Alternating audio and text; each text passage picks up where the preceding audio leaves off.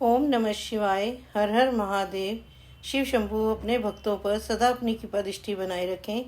आज हम शिव महापुराण का द्वितीय सती खंड का 6वां अध्याय शुरू करेंगे।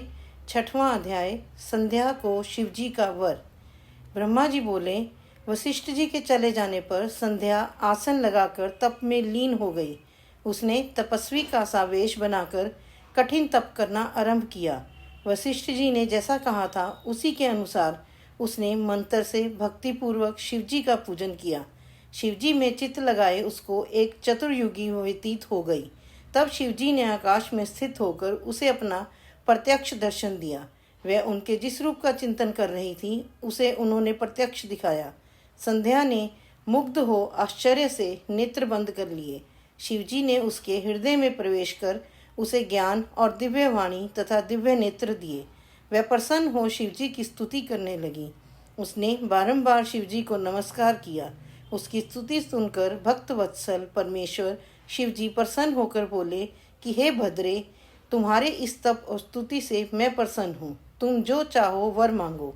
तब महेश को बार बार प्रणाम कर प्रसन्न हो संध्या बोली, यदि आप मुझे वर के योग्य समझते हैं और यदि मैं अपने पूर्व के पापों से शुद्ध हो गई हूँ तो हे महेश्वर, हे देवेश, आप मेरे मांगने से यही वर दीजिए कि इस संसार में प्राणी उत्पन्न होते ही तुरंत कामी ना हो जाए, तथा दूसरा यह वर दीजिए कि यदि मैं तीनों लोकों में विख्यात और व्रत वाली हूँ तो मेरे समान दूसरी ना होवे।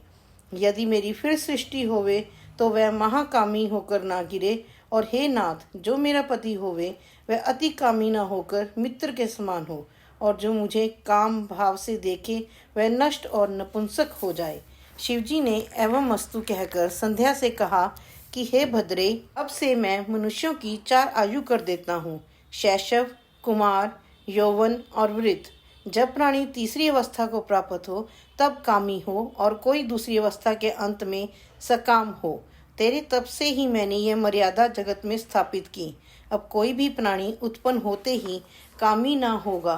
साथ ही तू इस त्रिलोकी में सती भाव को प्राप्त होगी, ऐसी कोई ना होगी। तेरे पति को छोड़ जो कोई अन्य तुझे सकाम भाव से देखेगा वह नपुंसक हो जाएगा।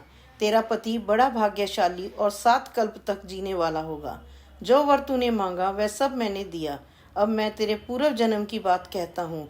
तेरा अग्नि में जलकर शरीर त्यागना निश्चित है। देख, मेधातिथि 12 वर्ष से एक यज्ञ कर रहे हैं जिसकी अग्नि बड़े जोर से चल रही है। तू उसी जलती हुई अग्नि में प्रवेश कर शीघ्र ही प्रवेश कर जा। इसी पर्वत के नीचे चंद्रभागा नदी के तट पर तपस्वियों का आश्रम है जिसे मेधातिथि यज्ञ कर रहे हैं।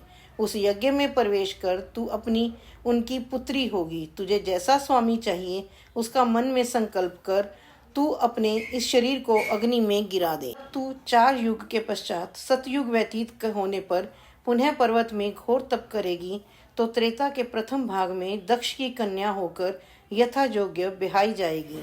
तेरे और भी बहुत सी बहनें होंगी जिनमें से तेरे पिता दक्ष 27 कन्याएं तो चंद्रमा को दे देंगे, किंतु चंद्रमा उन सबको छोड़कर केवल रोहिणी से बहुत प्रसन्न रहा करेंगे। इससे कुपित हो तेरे पिता चंद्रमा को शाप दे देंगे और सब देवता तेरी शरण में आवेंगे। तू मेधातिथि के अग्निहोत्र यज्ञ में कूदकर शीघ्र ही अपना ये शरीर विसर्जन करेगी। इससे पवित्र होने पर तेरी सब कामनाएं पूर्ण होंगी। ऐसा करते हुए देवेश शंकर जी अंतर ध्यान हो गए। हर हर महादेव। जय जय श्री राधे, जय जय श्री राधे।